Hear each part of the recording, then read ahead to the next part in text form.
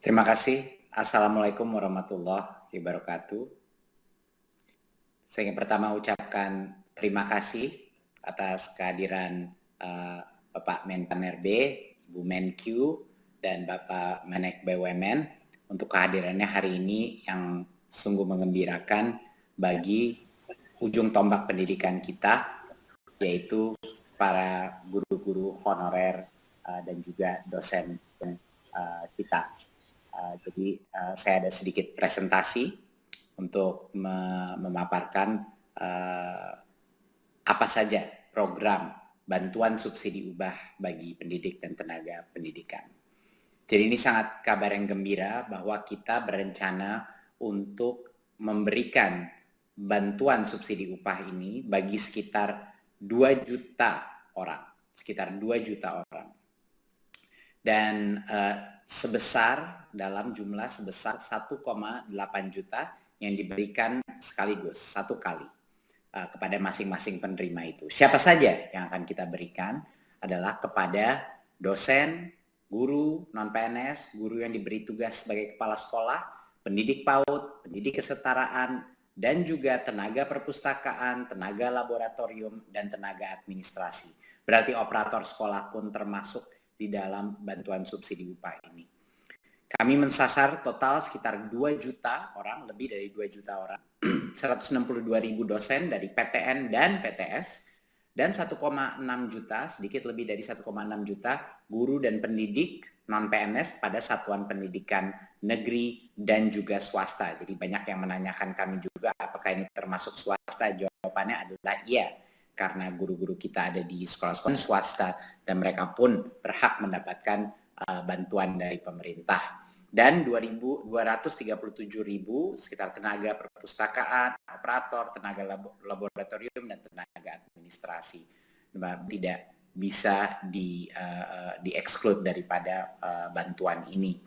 Nah, salah satu hal kenapa kita pemerintah melakukan bantuan subsidi upah adalah untuk membantu ujung tombak pendidikan kita di berbagai macam sekolah kita yang sudah berjasa untuk membantu pendidikan anak-anak kita, tapi mungkin di situasi seperti pandemi ini ada berbagai macam gejolak, bukan saja di bidang pembelajaran tapi juga di bidang ekonomi, dan kami menyadari ini. Dan sekali lagi ini adalah hasil dari perjuangan bukan hanya Kemendikbud, tapi hasil perjuangan dari Kemenpan RB, Kemenkyu, Menek BUMN, dan tentu saja dorongan dari Pak Presiden, dan juga dari dukungan penuh dari Komisi 10 DPR RI yang telah juga berjuang untuk bantuan ini.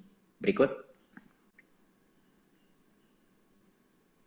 Apa saja persyaratan bagi pendidik dan tenaga pendidikan non-PNS untuk menerima BSU?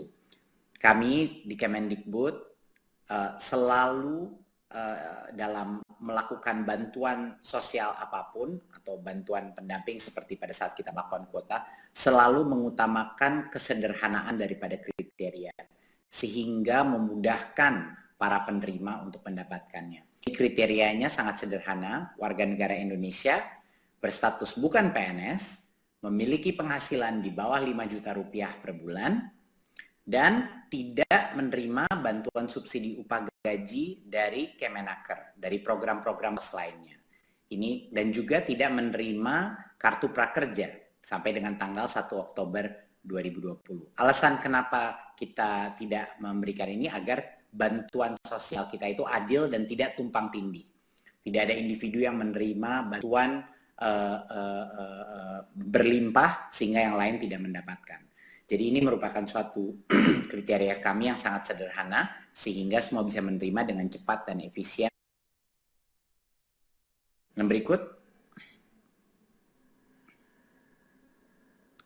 Bagaimana mekanisme pencairan BSU ini?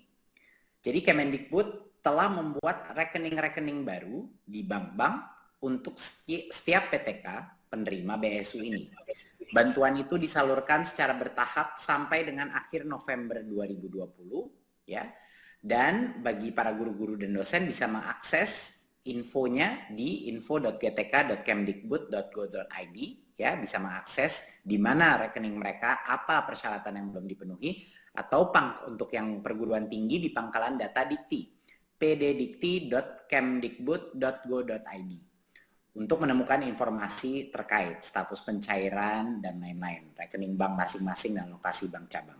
Ya, pada saat berdasarkan informasi di online itu sudah lengkap dan sudah dibilang sudah bisa pergi ke bank untuk mencairkan, maka PTK menyiapkan dokumen-dokumen dan dibawa kepada bank penyalur.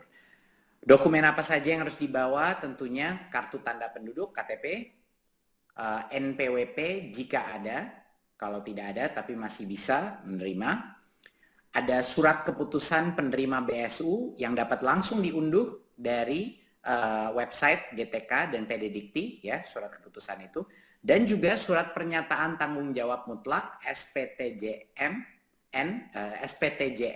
yang diunduh juga dari pada website GTK dan PD Dikti. Dan ini yang kedua, SPTJM ini harus di-print dan ditandatangani dengan materai. Ya, jadi semua kebutuhan di luar KTP dan NPWP itu ada di laman website baik GTK maupun PD Dikti. Pada saat itu sudah lengkap, mari PTK akan mendatangi bank penyalur dan melakukan aktivasi rekening dan langsung menerima BSU tersebut. Ya, PTK membawa dokumen. PTK diberikan waktu untuk mengaktifkan rekeningnya hingga tanggal 30 Juni 2021. Ini kita memberikan waktu yang sangat panjang untuk memastikan semuanya bisa mendapatkan. Kalau misalnya ada kendala teknis, dia cukup waktu untuk mendapatkannya.